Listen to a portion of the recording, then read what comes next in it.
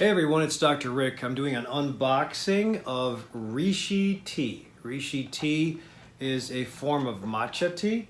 I guess Rishi would be the company, but matcha is a type of tea. It's a green tea. I'm pretty sure I did videos on this before, but this is my go-to sencha tea from David's Tea. Actually, this is a David's Tea tin. I'm not sure if it's from Adagio or David's. Wherever you're watching this. Oh yeah. So that's the tea leaf. It's loose leaf tea. And I usually put 1 or 2 teaspoons in hot 175 to 200 Fahrenheit temperature. This is my go-to, but unfortunately, I'm about out. This is gyokuru. This is probably one of the best green teas that you can find. It's also very expensive, so you have to be careful because, well, it is packed with antioxidants, specifically EGCG. Cachectin is found in a lot of teas, but EGCG is the active ingredient that helps you beat cancer, helps heart disease, helps clearing the liver or detoxing the liver. But for all the benefits that the loose leaf tea leaves give you, the matcha, and this happens to be the matcha powder can that I get, but I wanted to, so this is great too, and it looks like this. Oh boy, powder shouldn't be inhaled like that. Although I'm probably antioxidated, but that's how the powder looks. I'm about done with that. Whew. But the reason I'm doing this video is because of this guy. So this guy is matcha is ground up or pulverized tea leaf, and those tea leaf benefits I talked about with the gyokuru or the sencha, you can get them in concentrated forms. Now yes, there is a little bit of caffeine in your tea leaf, in your green tea, more in black tea, and the most in coffee bean. But here's the cool thing, and that's why I like this. I got this online because I was tired of traveling through the airport with this stuff because you can't pack this.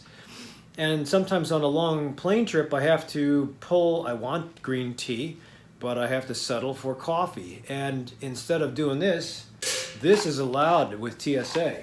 And again, here's the company, Rishi. Here's the nutrition panel. You should always read about your nutrition panels, especially the inactive ingredients. And this is the way the little travel packets look. Pretty cool. One packet of this stuff is about equal to about a teaspoon. I usually take three per little coffee mug.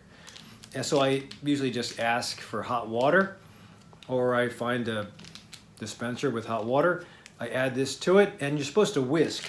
So in Japanese tradition, there's actually a tea ceremony, and because the tea leaf is really scienced the heck out of in Japan. And the way you're supposed to brew matcha, you're supposed to get your matcha powder. It's already pulverized. So imagine taking this tea leaf and then pulverizing it, throwing out the stems, and just using the ground down powder to put into your hot water.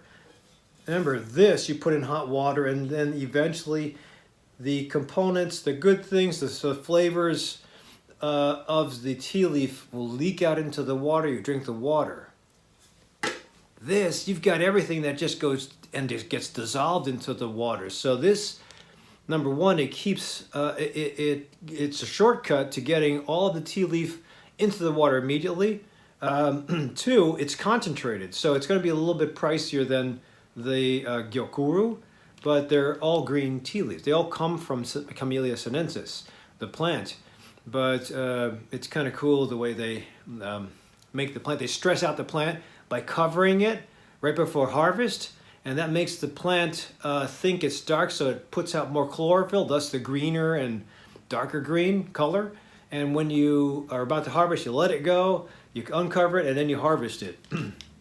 So it's nice because when you put this into hot water, you're supposed to, the Japanese way is to put it into a strainer, put the powder into a strainer and ground the powder down even further so that the powder, even finer particles, fall into the cup. Then you take water, put it into the cup, and you're supposed to whisk it. I don't have it with me today, but I have a wooden whisker. And you whisk the powder and water combination together until it's very well mixed and distributed in the water. Then you drink that in a proper manner. So there's a big ceremony in Japan.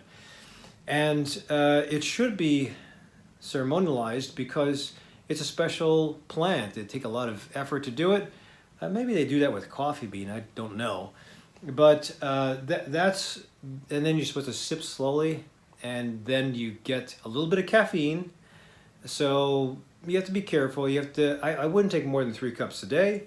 And again, 1 cup for me is 3 packets. That is a lot, but it's not going to even be close to a Starbucks dark roast of coffee. But if you have problems with headache, caffeine addiction, palpitations, or insomnia, you might want to be careful with your green teas and go to white teas. But this is just for travel, and if for those of you who are green tea leaf lovers. So you can have side effects if you're already addicted to caffeine. If you're not and just want the antioxidant effects of something without any bitterness of coffee bean, this would be awesome. If you just like green tea, but you want something that's a little faster, all you have to do is get hot water, put it in, and you're good to go, versus waiting for this stuff to brew. So the benefits of green tea leaf are both in the powder or in the tea leaf, but that's ready to go in seconds, depending on the temperature of your water. This you have to allow for the concentration of the water to accumulate the leaf. So again, a shortcut. So I give the Essentia or the Matcha Rishi travel packets a thumbs up. I love this stuff, and so far it passes TSA. So if they could, and those of you who just like to put powder on ice cream and food and drink, you can do that too. You don't have to do the official whisk in 175 degrees of water. You can actually put it on, it's so pulverized that it doesn't have the bitterness of the leaf, that you can put it on ice cream, and I've seen other things, but in my opinion, that's like taking a fine wine and having it with bad food. I would cherish the time with the matcha tea. So thanks for watching. Those of you who follow me, thank you. If you're new to the channel, please subscribe down below to find out when I do new unboxing videos.